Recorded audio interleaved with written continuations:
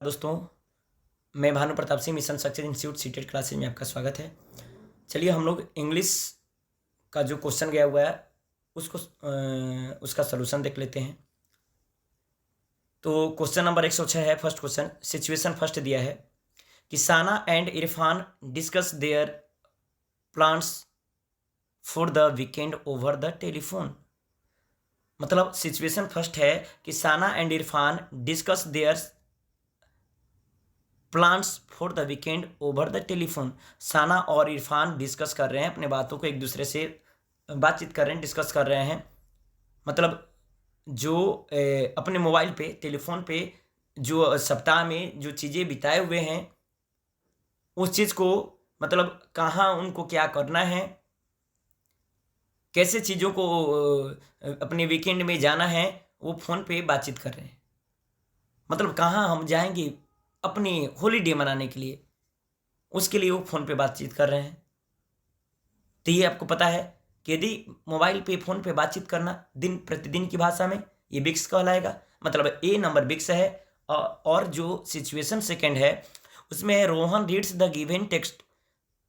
मतलब रोहन पढ़ता है द गिवन टेक्स्ट, जो दिया गया टेक्स्ट है, लिखा गया चीज़ें हैं, चीज़ों को पढ़ता है।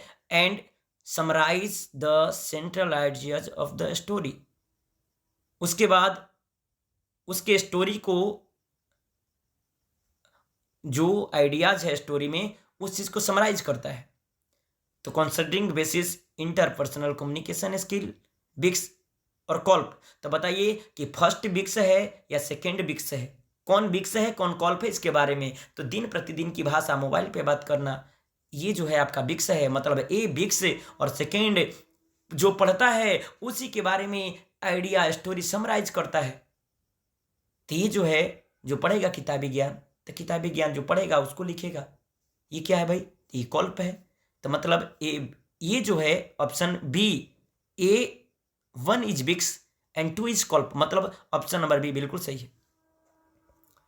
107 number, which of the following represent the correct pedagogical pedagogical pedagogical pedagogy pedagogy pedagogical sequence to development the skill of making inference in students। Question है कि विच of the following represent the correct pedagogical sequence. मतलब निम्नलिखित में से कौन सा represent कर रहा, प्रदर्शित कर रहा है सही पेडागोजिकल सीक्वेंस को। To develop the skill of making inference in student. मतलब ये बच्चे के विकास करना है, इन्फरेंस बनाने में बच्चे का विकास करना है। तो बताइए कौन सा सही सीक्वेंस है, सही क्रम है। तो पहले बच्चा क्या करेगा, गेसिंग तो पहले होता नहीं, किसी भी चीज का अनुमान लगाना लास्ट में होता है। मतलब जो गेसिंग है ये लास्ट में होगा। मतलब ऑप्शन 1 नंबर लास्ट में होगा। तो ऑप्शन नंबर 1 लास्ट में किस में है भाई? सी नंबर में है।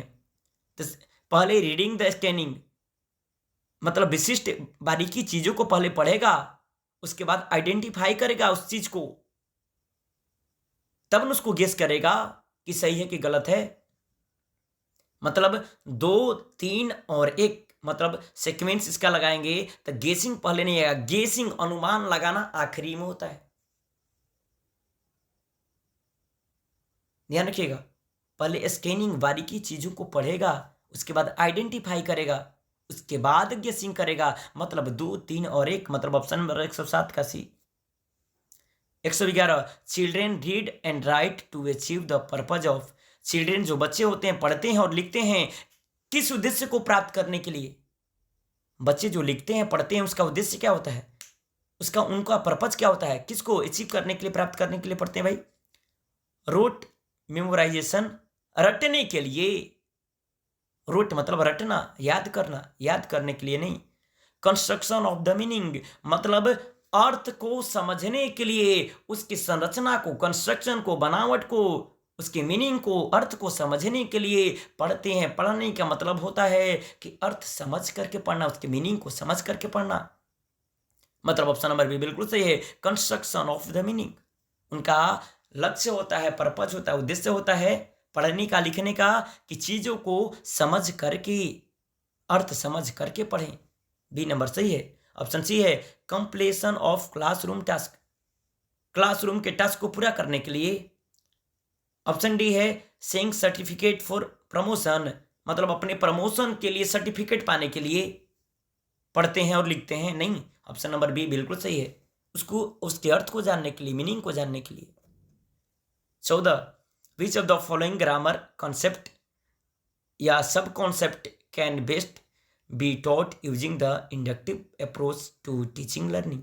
विच of the following grammar concept, मतलब इनमें से कौन से व्याकरण के, निम्नलिखित में से कौन से व्याकरण के कॉन्सेप्ट हैं जो सबसे बेस्ट है पढ़ाने के लिए इंडक्टिव अप्रोच, इंडक्टिव मेथड, आगमन विधि को पढ़ाने का सबसे अच्छा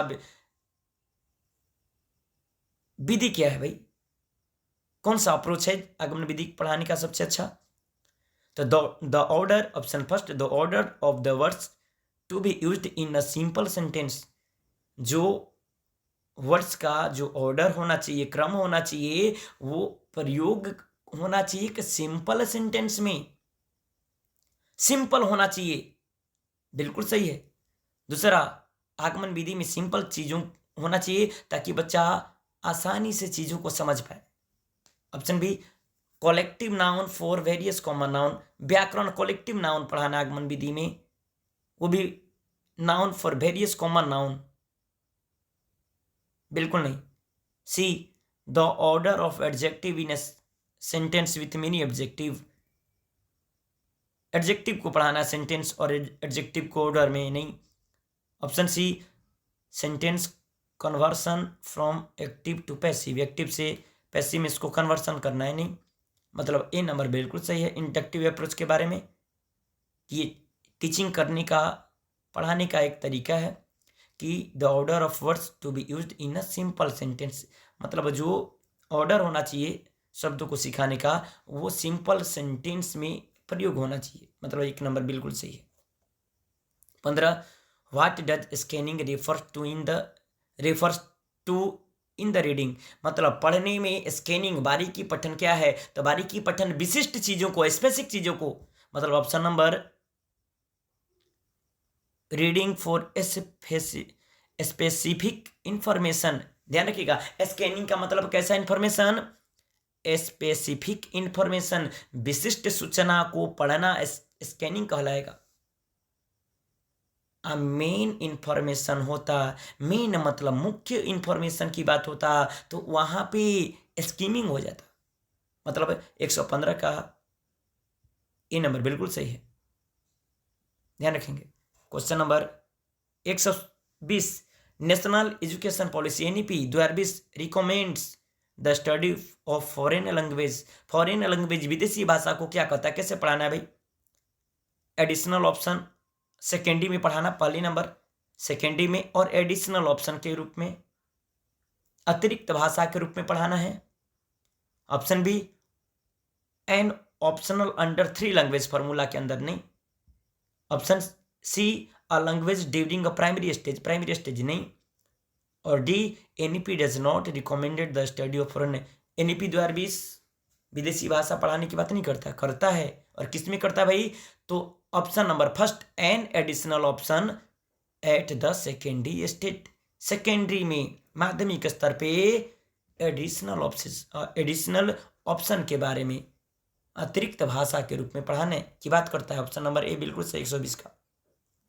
136 number question, student from different home language, मतलब भिन्न भिन्न मातृभाषा के बच्चे जो होते हैं, में struggle in English medium classroom, English medium classroom में स्ट्रगल करते हैं, संघर्ष करते हैं। विच of the following activities will best, मतलब इनमें से, निम्नलिखित में से कौन से जो सबसे अच्छा एक्टिविटी है जो मदद करेगा, help in providing initial support for this situation, मतलब इस सिचुएशन को संभालने में, मदद करने में कौन सा जो तकनीक होगा वो अच्छा होगा, सपोर्ट करेगा बच्चे को सिखाने में?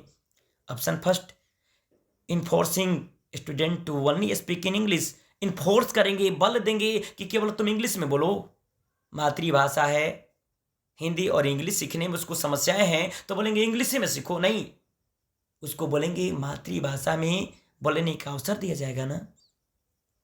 ऑप्शन नंबर फर्स्ट बिल्कुल गलत है। 2, building a words wall in the classroom with words in English and their possible equivalents in home language. Building a word wall in the classroom, classroom में वॉल में दीवार पे बहुत सारे शब्द चिपकाए जाएंगे इंग्लिश में, and their possible equivalent in home language, और उनके जो पॉसिबल है उनके होम मातृभाषा में भी, उसके बराबर भाषाएं में भी चीज़ों को बताई जाएंगी। बिल नंबर बिल्कुल सही है। C, creating group of student with different home language, अलग अलग भाषा के बच्चों के लिए एक ग्रुप बनाएंगे, समूह बनाएंगे और उनको कॉमन टास्क देंगे। बिल्कुल नहीं। D, weekly task of grammar based worksheet, grammar based worksheet देंगे, वीकली टास्क देंगे।